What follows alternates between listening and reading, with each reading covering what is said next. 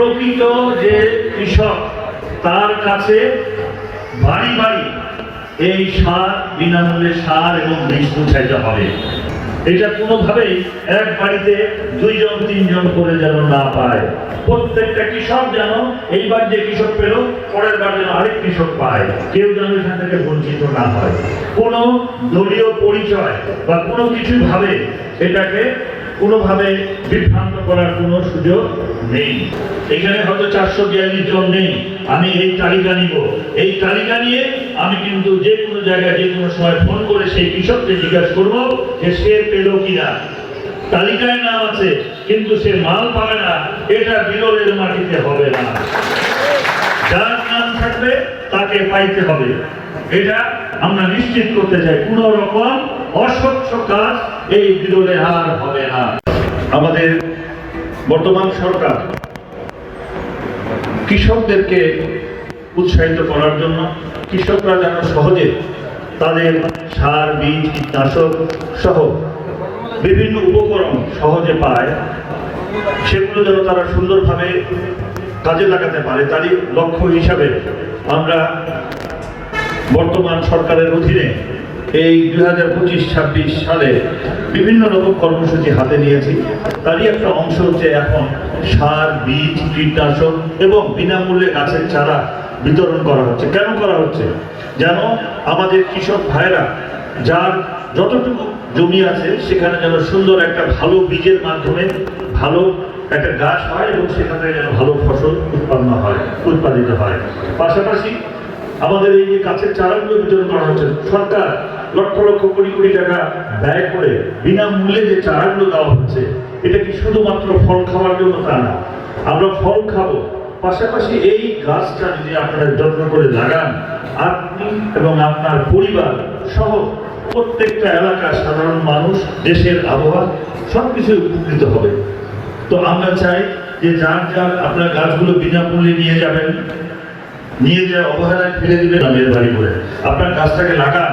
মনে করবেন আপনার একটা সন্তান, এই গাছটা যখন বড় হবে এটার যে উপকারিতা কিছুক্ষণ আগে আমাদের বিভিন্ন বক্তা বলে গেলেন যে এটা অক্সিজেন, পাশাপাশি আমাদেরকে ফল দেয়, ছায়া দেয়, পশু পাখি যারা আছে তাদেরও একটা কাজে লাগে। তো আমরা সেই জন্য এই গাছগুলোকে আমরা সযত্নে লাগবো এবং যে বীজগুলো দেওয়া হচ্ছে উন্নত মানের বীজ আমরা দেখলাম এখানে।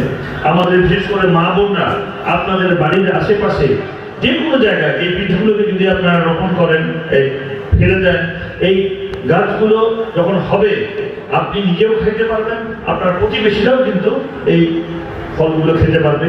আর যদি পর্যাপ্ত পরিমাণে হয়, আপনার ব্যবহার করার পরে অতিরিক্ত ফসলটা আপনি বিক্রি করেও আপনার সংসারে কিন্তু কিছু আয় বাড়াতে পারেন। তো আমি আপনাদের কাছে অনুরোধ করবো, আমাদের একটা স্বভাব রয়েছে যে বিনামূল্যে কোনো কিছু পেলে এটাকে আমরা খুব একটা গুরুত্ব দিতে চাই না। তো বিনামূল্যে আপনাদেরকে সরকার কেন দিচ্ছে? যে আপনার ফসলটা, আপনার যে চাহিদাটা রয়েছে, দৈনিকে আপনার সবজির চাহিদাটা রয়েছে, সেটা যেন আপনি নিজের বাড়িতে উৎপন্ন করে আপনি খেতে পারেন এবং একটা ভালো জিনিস খেতে পারেন, তারই অংশ হিসাবে কিন্তু এটা বিতরণ করা হয়।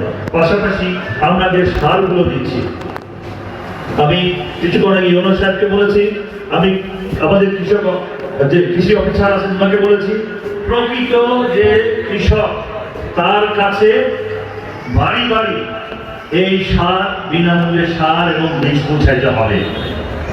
এটা কোনোভাবেই এক বাড়িতে 2 জন 3 জন করে যেন না পায়। প্রত্যেকটা কৃষক যেন এইবার যে কৃষক পেল পরের বার যেন আরেক কৃষক পায়, কেউ যেন এখান থেকে বঞ্চিত না হয়। কোনো দলীয় পরিচয় বা কোনো কিছু ভাবে এটাকে কোনোভাবে বিভ্রান্ত করার কোনো সুযোগ নেই। এইখানে 442 জনের আমরা তালিকা দিচ্ছি নাকি? এই 442 জনকে আমি দেখতে চাই। এখানে হয়তো 442 জন নেই, আমি এই তালিকা নিব, এই তালিকা নিয়ে আমি কিন্তু যে কোনো জায়গায় যে কোনো সময় ফোন করে সেই কৃষককে জিজ্ঞাসা করব যে সে পেল কিনা। তালিকায় নাম আছে কিন্তু সে মাল পাবে না, এটা বিরলের মাটিতে হবে না।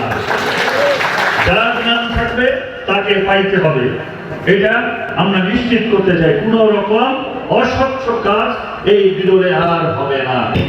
কাজে যারা প্রকৃত কৃষক তারাই যেন এই প্রকৃত সুবিধাগুলো পায়, সরকার প্রদত্ত এই সুবিধাগুলো পায়, সেই ব্যবস্থা আমি করার জন্য ইতিমধ্যে বলেছি।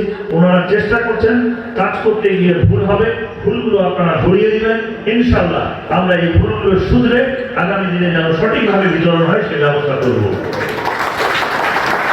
আমি আপনাদেরকে অনুরোধ করব, এই যে আমরা এই জিনিসগুলো যে বিতরণ করি, এগুলো কিন্তু আপনাদেরই টাকায়, আপনাদেরই ভ্যাট, আপনাদেরই ট্যাক্স, জনগণের টাকা দিয়েই কিন্তু এগুলো খরিদ করা হয়। এগুলো কিন্তু এমনি এমনি সরকার দিতে পারছে না, আপনাদেরই টাকা, আপনাদেরকেই বিতরণ করা হচ্ছে। আপনারা যেন স্বাবলম্বী হন। তাই আপনাদেরকে বলবো যে আপনারা আসুন, আমরা আমাদের এলাকাটাকে সবুজায়ন করি, বৃক্ষ লাগিয়ে সুন্দর একটা পরিবেশ তৈরি করি, পশু পাখি যেন নির্বিঘ্নে চলাচল করতে পারে, পরিবেশের যেন একটা ভারসাম্য থাকে, সেজন্য আমরা সবাই সচেষ্ট থাকবো। আমি আবারও আপনাদেরকে বলছি যে আসুন, এই বিরল, এই বোচাগঞ্জ, এই আসন আপনারা আমাকে মূল্যবান ভোট দিয়ে আপনাদের সেবা করার সুযোগ দিয়েছেন। আমি আপনাদের প্রতি কৃতজ্ঞ এবং ধন্যবাদ জানাই। আমি চাই যে আপনারা আমাকে সহযোগিতা করেন, আমাদের প্রশাসনের যারা আছে তাদেরকে সহযোগিতা করেন। তাদের যদি কোনো ভুল থাকে সেটা আমরা তাদেরকে শুধরে নেওয়ার ব্যবস্থা করব। কিন্তু যারা ভুলটাকে শুধরাবে না, আমরা তাদের বিরুদ্ধে প্রশাসনিক তাদের যে রয়েছে সেখান থেকেও আমরা তাদের ব্যবস্থা নেওয়ার সুযোগ আছে, আমরা সেটা নিব।